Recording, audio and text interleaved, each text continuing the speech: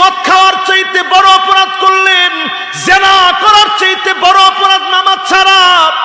এই নামাজ ছাড়লেন, দুনিয়ার কোন মানুষ আপনাকে বেনামাজি বলে না, বলে না বেনামাজির মওত হয়েছে, বেনামাজি মরে গেছে কেউ বলে না, বেনামাজি দুনিয়া থেকে চলে গেছে কেউ বলে না।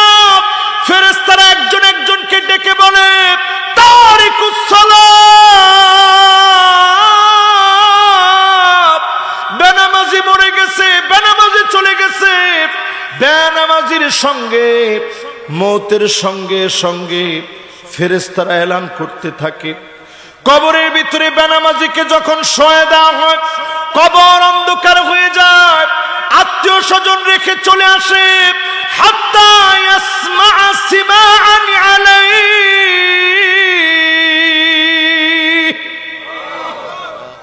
পায়ের আওয়াজগুলা শুনতে পায় বেনামাজি। আটকানোর চেষ্টা করে কোনো লাভ হয় না।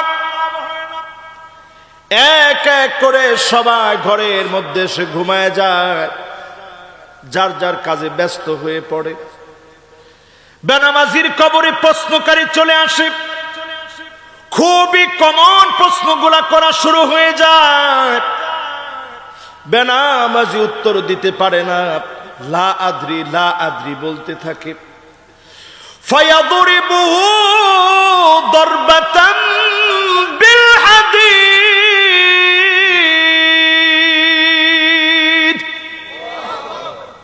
লোহার হাতুড়ি দিয়ে বেনামাজির কানের ভিতরে এত জোরে জোরে পিটানো শুরু হয়ে যায়।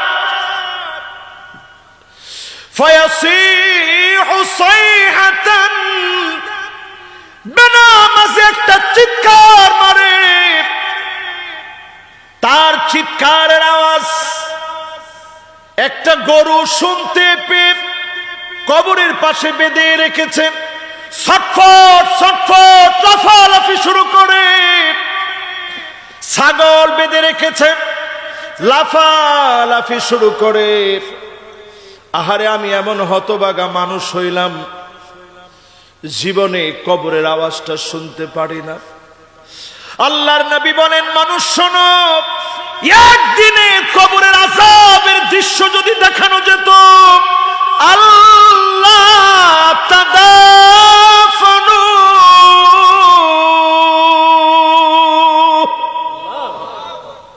দাফন কাফন সব ভুলে যেতেন।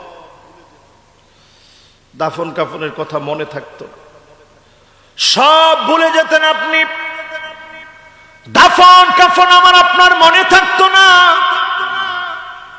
সব ভুলে যেতাম।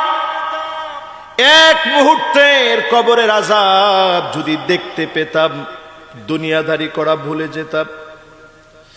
এজন্য বেনামাজি চোখটা উল্টায় যায়, হা বড় হয়ে যায়, অঙ্গ প্রত্যঙ্গ বাঁকা হয়ে যায়।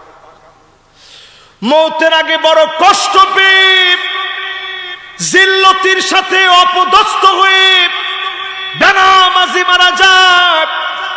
আর নামাজি ঠোঁটের কোণে যিনি জান্নাতি হাসি ফোটায় দেন, তিনি কে?